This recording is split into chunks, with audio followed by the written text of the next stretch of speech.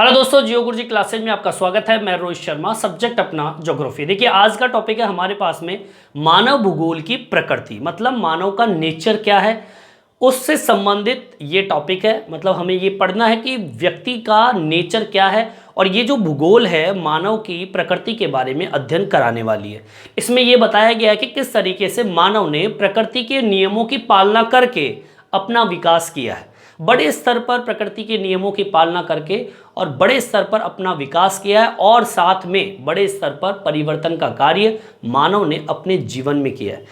एक भौतिक पर्यावरण या भौतिक नियमों के अकॉर्डिंग व्यक्ति चलकर व्यक्ति किस प्रकार से विकास करता है सामने देखेंगे। देखिए टॉपिक हमारा मानव भूगोल की प्रकृति। अब देखिए इस प्रकृति के अंतर्गत समझना क्या है कि मानव की प्रकृति क्या रही है अपने विकास से संबंधित, क्योंकि मानव जो है वो भी विकास करता है, जो भी करता है विकास बिना प्रकृति के अपना विकास नहीं कर सकता।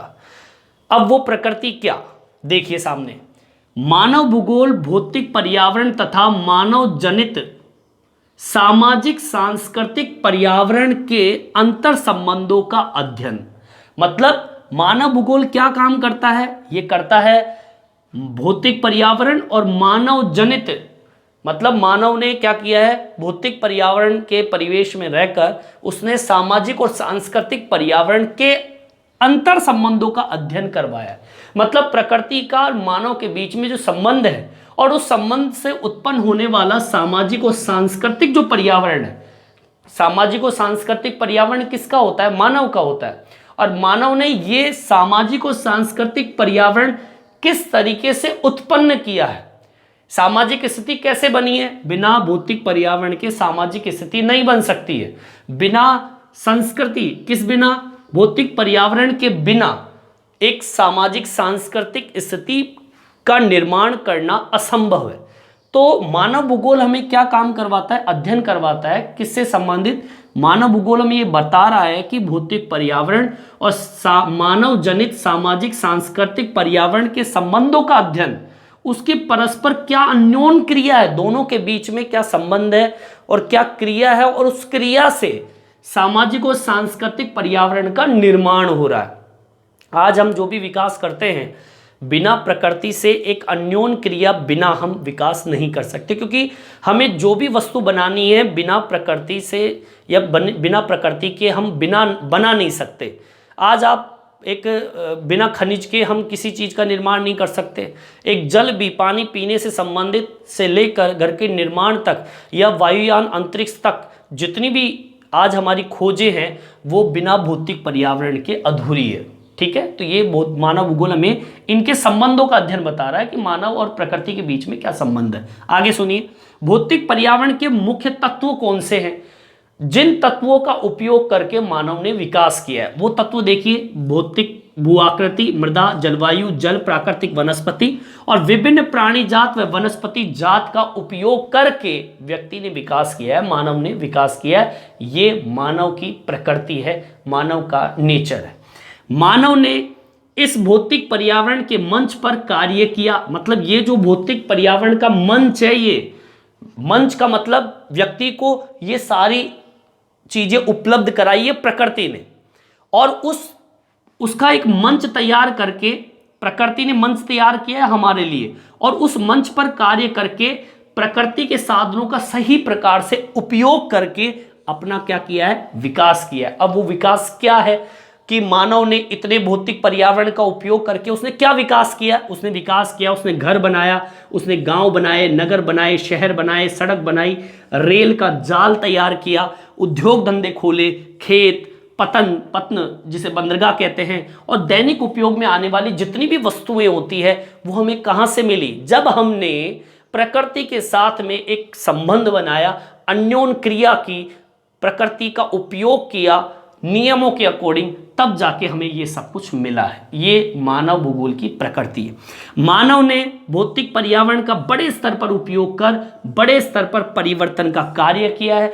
मानव जीवन को भी भौतिक पर्यावरण ने प्रभावित किया है।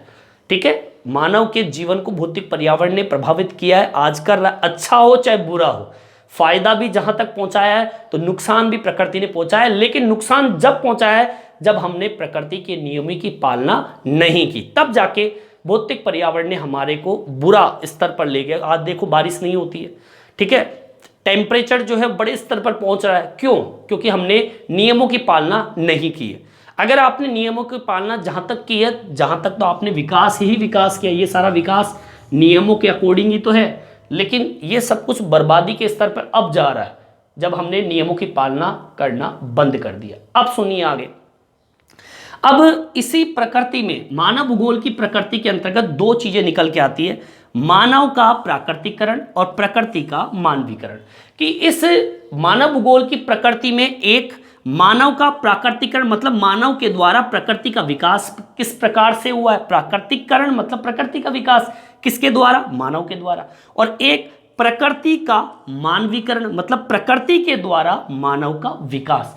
इन दोनों टॉपिक को हम समझेंगे, यहां तक आप उतार लीजिए और पहला बिंदु डाल लीजिए, मानव का प्राकृतिकरण मतलब मानव के द्वारा प्रकृति का विकास किस प्रकार से हुआ, इस टॉपिक में हम समझेंगे, यहां तक आप उतार लीजिए।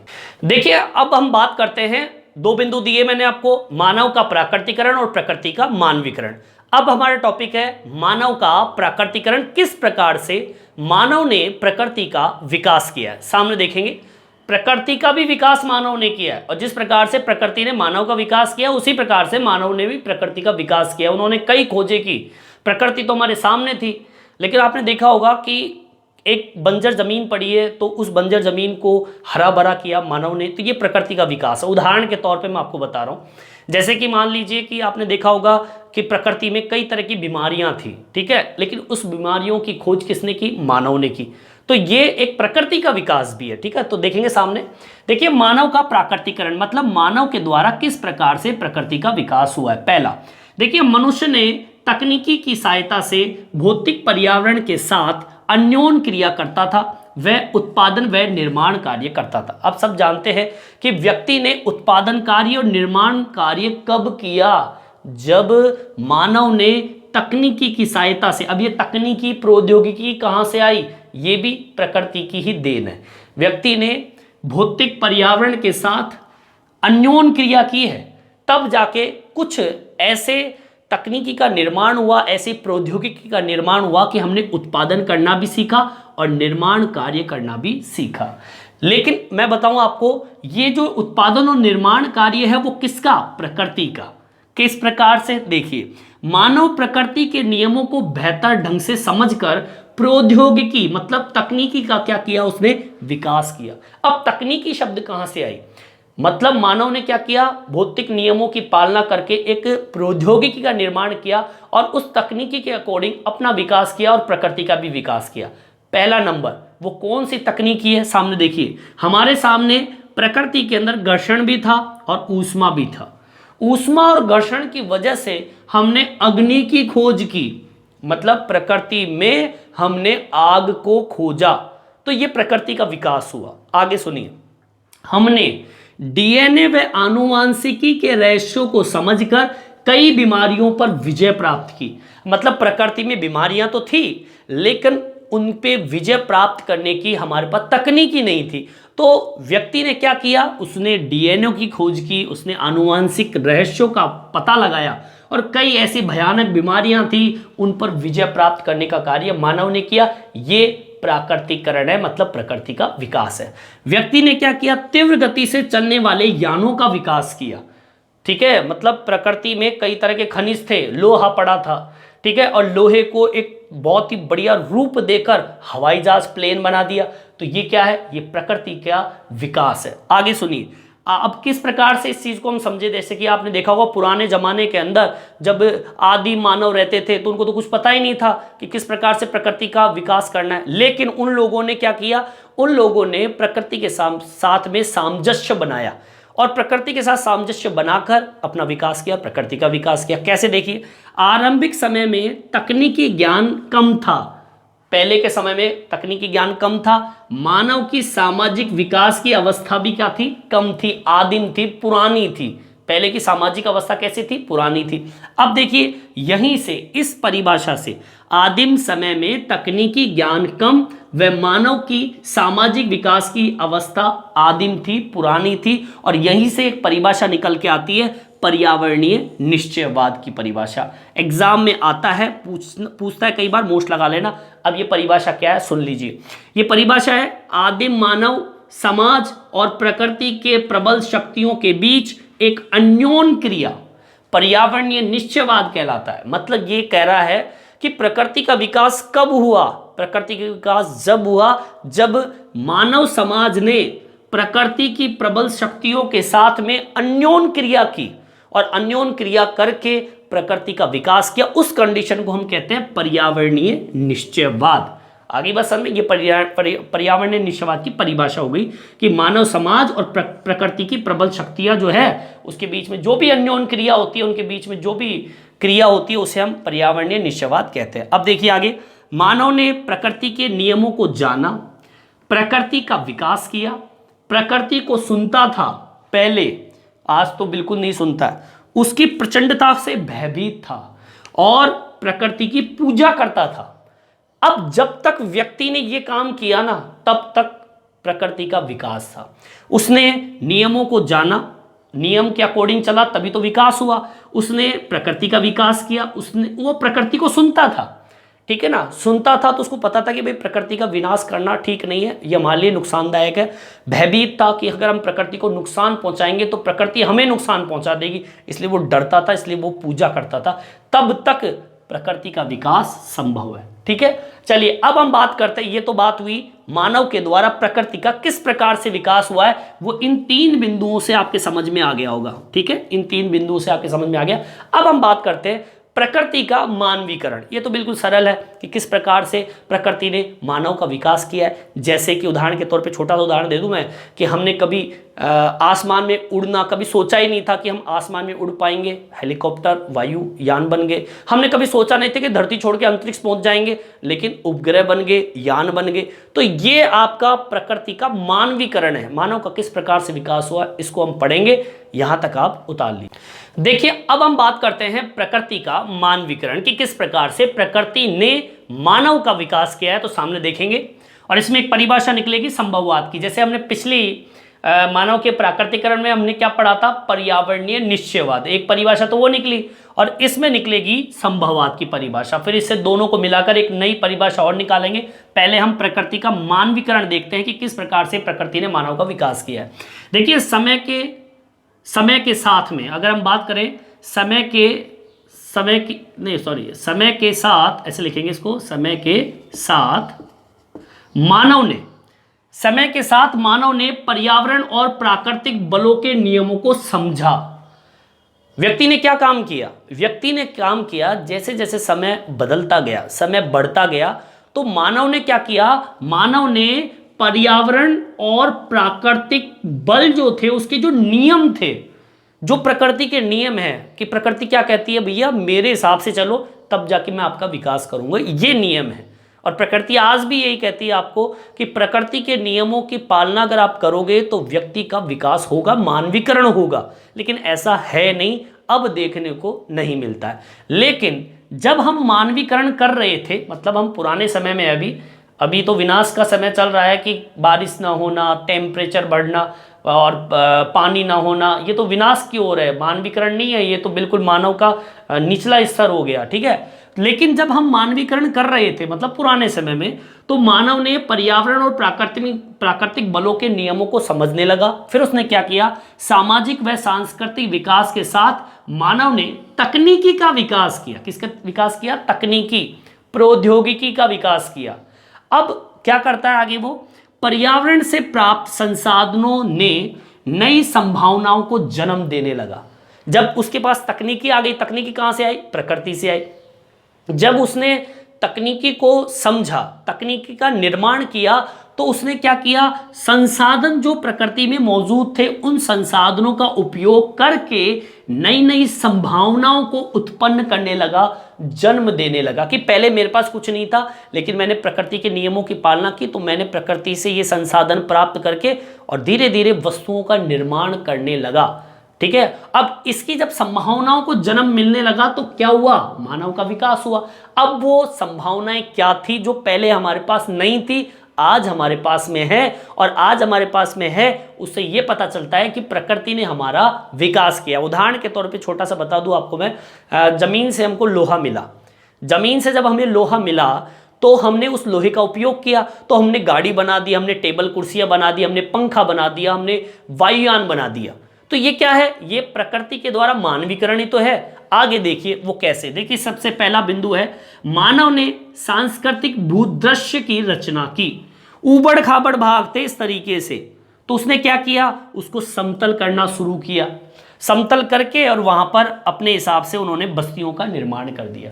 मतलब अपने को अकॉर्डिंग भूदृश्य, मतलब जमीन को समतल करके उसका विकास करना प्रारंभ किया मानव ने। फिर क्या किया, उच्च भूमि, जो ऊंची ऊंची भूमियां थी वहां पर स्वास्थ्य विश्राम स्थल बना डाले। पर्वतों के ऊपर जाके, पर्वतों के ऊपर जहां पे स्वास्थ्य स्थल नहीं थे वहां पर भी ऐसे विश्राम स्थल, स्वास्थ्य विश्राम स्थल का निर्माण कर दिया। लेकिन किसके बदौलत, प्रकृति की बदौलत, जब जाके मानव का विकास हुआ। और सुनिए, विशाल नगरीय प्रसार किए, मतलब बड़े बड़े नगर बना डाले प्रकृति की सहायता से, खेत बना डाले, फलोद्यान बनाए, मैदान बनाए, चरागाह बनाया, बंदरगाह बनाया तटों पर, और समुद्री मार्ग बना डाले प्रकृति की सहायता लेकर। और यही तो मानव का विकास है, इसे कहते हैं प्रकृति के द्वारा मानव का विकास। और एक इंपॉर्टेंट चीज, अंतरिक्ष में उपग्रह पहुंचा दिया आपने, अंतरिक्ष में क्या पहुंचा दिया, उपग्रह पहुंचा दिया, जो हम सोच भी नहीं सकते थे वो हो गया, और इसे हम कहते हैं मानवीकरण। और यहीं से निकलता है, इसी स्थिति को हम कहते हैं, उत्पन्न करने वाली स्थिति को संभववाद। संभववाद का मतलब क्या होता है, संभववाद का मतलब होता है जो पहले संभव नहीं था, असंभव था, उसे संभव बना दिया, इसे ही हम क्या कहते हैं, संभववाद।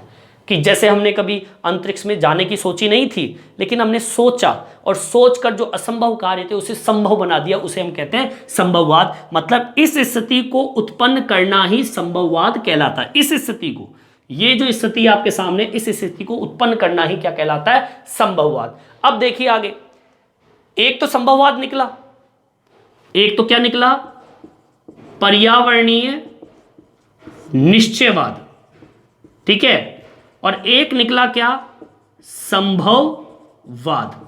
अब इन दोनों परिभाषाओं को मिलाएं तो एक नई परिभाषा निकलती है, वो निकलती है नव निश्चयवाद।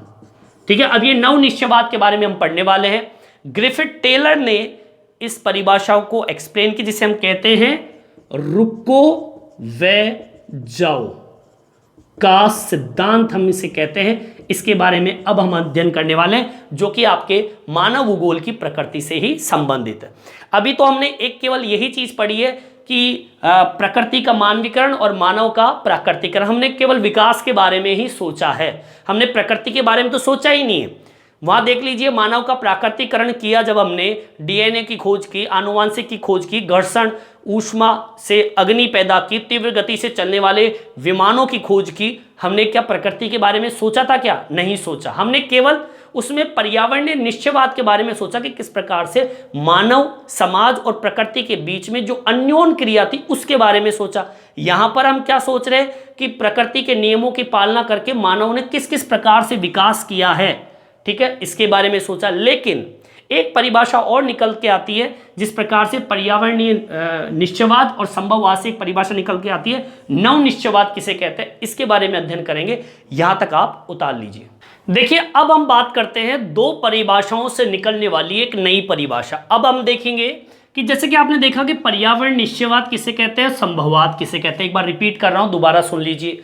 देखिए, पर्यावरणीय निश्चयवाद तो होता है मानव समाज और प्रकृति के नियमों के बीच में जो भी अन्योन्य क्रिया होती है, मतलब भौतिक पर्यावरण के बीच में जो भी क्रियाएं होती है उसे पर्यावरण निश्चयवाद कहते हैं। ये हमें बता रहा है कि हमें प्रकृति के बीच में किस प्रकार से रह के अपना विकास करना है, किस प्रकार से तकनीक का विकास करके और हमने हमारा विकास किया है। फिर इसमें तो हमने देखा कि किस प्रकार से प्रकृति का विकास हो रहा है, ठीक है। इसमें हमने देखा कि संभववाद जो असंभव चीज थी वो संभव किया। इन दोनों ही स्थिति में हमने प्रकृति के साथ में प्रकृति का उपयोग किया है। कहने का मतलब प्रकृति का उपयोग करके अपना विकास किया। दोनों बिंदु यही बता रहे हैं। लेकिन इन दोनों बिंदुओं में से एक नई परिभाषा निकल के आती है, उसे कहते हैं नव निश्चयवाद की परिभाषा। अब सुनिए ये परिभाषा क्या कहती है। ये आपको समझाता है कौन? Griffith Taylor. एक ग्रिफिथ टेलर नाम का एक भूगोलवेत्ता था, उसने एक नई संकल्पना को प्रस्तुत की जो दो विचारों, अब वो दो विचार कौन से? एक तो पर्यावरणीय निश्चयवाद और एक संभववाद के बीच का मार्ग है। ये बता रहा है कि हमने उन दोनों बिंदुओं के अंदर हमने अपना विकास तो किया, लेकिन हमने प्रकृति के बारे में बिल्कुल नहीं सोचा। हमने कतई बिल्कुल नहीं सोचा, हमने विकास पर ध्यान दिया है। हमने विकास किया है, करते गए करते गए करते गए, हमको यही पता नहीं कि हमने कब प्रकृति का विनाश कर दिया। लेकिन जब ग्रिफिथ टेलर ने इन दोनों बिंदुओं के बारे में गहन अध्ययन किया, भैया विकास तो हमने कर लिया, हमने पर्यावरण निश्चयवाद में भी समझ लिया कि हमने किस प्रकार से प्रकृति के अंदर अन्योन क्रिया करके विकास कर डाला, इसमें भी समझ लिया कि भाई हम अंतरिक्ष तक पहुंच गए, संभववाद जो असंभव चीज थी वो भी संभव कर डाली, लेकिन हमने प्रकृति के बारे में नहीं सोचा। अब नहीं सोचा, इस वजह से आज ये कंडीशन देखने को मिलती है। आज हमने प्रकृति की क्या दुर्दशा कर दी है वो हम भी जानते हैं। अब देखिए, ग्रिफिथ टेलर नाम का एक व्यक्ति आ जाता है, उस व्यक्ति ने एक नई संकल्पना देता है। वो क्या देता है? पर्यावरण निश्चयवाद और संभववाद के बीच का एक मार्ग निकालता है, और उन्हीं दो परिभाषाओं से निकल के आती है नव निश्चयवाद की परिभाषा। और ये कह रहा है रुको और जाओ, मतलब नव निश्चयवाद का दूसरा नाम है रुको और जाओ का सिद्धांत, संकल्पना। ठीक है, रुको और जाओ का सिद्धांत क्या कहता है? ये कह रहा है रुको और जाओ, ये कह रहा है कि प्रकृति के नियमों की पालना करो तो आपका विकास होगा। उसका उदाहरण इससे समझ में आता है। वो क्या कह रहा है? इस संकल्पना के अंतर्गत बताया गया है कि प्रकृति के नियमों की पालना करके अपना विकास करें। अगर प्रकृति के नियमों की पालना नहीं की तो प्रकृति आपका क्या करेगी? विनाश करेगी। उसके लिए एक छोटा सा उदाहरण इस ग्रिफिथ टेलर ने दिया। वो क्या दे रहा है? देखिए, वो दे रहा है लाल बत्ती, पीली बत्ती, हरी बत्ती से। वो कह रहा है कि लाल बत्ती, पीली बत्ती, हरी बत्तियों के माध्यम से समझा गया है कि चौराहे पर लगी लाल बत्ती रुकने का संकेत दे रही है। पीली बत्ती क्या काम करती है? लाल बत्ती और हरी बत्ती के बीच का अंतराल होता है जो कि तैयार रहिए।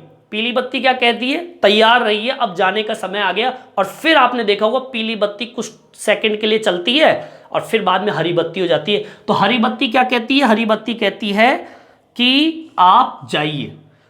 अब देखिए, सुनो, लाल बत्ती तो कह रही है रुकने के लिए, पीली बत्ती कह रही है लाल बत्ती और हरी बत्ती के बीच का अंतराल और रुक कर तैयार रहने के लिए कह रही है। भैया अब लाल बत्ती कंप्लीट हो चुकी है, अब मुझे आगे बढ़ना है, थोड़ी देर बाद में हरी बत्ती होने वाली है। उसका संकेत कौन दे रहा है? पीली बत्ती। ठीक है, अब ये नियम के अकॉर्डिंग चल रहा है कि नहीं चल रहा? कि लाल बत्ती हुई तो मैं रुक गया, पीली बत्ती जल गई, अब मुझे चलने के लिए बोल रही है, और अचानक से फिर हरी बत्ती हो जाती है तो भैया आप जाइए। तो ये क्या कह रहा है? ये संकेत दे रहा है आपको। और इसी संकेत का नियम क्या कहता है? अगर इस नियम के पालना करते, अगर इस नियम की पालना करते हैं तो आपकी दुर्घटना नहीं होगी। लेकिन अगर आप रेड बत्ती का सिग्नल और घुस गए, एक्सीडेंट हो जाएगा, दुर्घटना हो जाएगी। अगर आप इसका पालना करते तो दुर्घटना नहीं होगी, और अगर नहीं करोगे तो दुर्घटना होगी। ठीक उसी प्रकार से अगर प्रकृति के नियमों की अगर आप पालना करते हैं तो प्रकृति आपका विकास 100% करेगी। लेकिन अगर प्रकृति के नियमों के अकॉर्डिंग अगर आप चलोगे नहीं तो प्रकृति आपका विनाश 100% करेगी। इसलिए मेरे हिसाब से नव निश्चयवाद की जो परिभाषा है ये इंपॉर्टेंट है। ठीक है, मतलब जीवन में इंपॉर्टेंट है। अब आपके सामने 3 परिभाषा निकल के आई, पर्यावरणीय निश्चयवाद, संभववाद, और तीसरी है नव निश्चयवाद रुको और जाओ का सिद्धांत। ये तीनों परिभाषा आपके लिए इंपॉर्टेंट है। एग्जाम में ये तीनों परिभाषाएं पूछी जाती है। यहां तक आप उतार लीजिए। ठीक है, इस वीडियो में इतना ही। ये वीडियो आपको कैसा लगा कमेंट्स करके जरूर बताएं, और मेरे चैनल को सब्सक्राइब जरूर से जरूर करें जिससे नए नए वीडियो आप तक पहुंचा सकूं। धन्यवाद।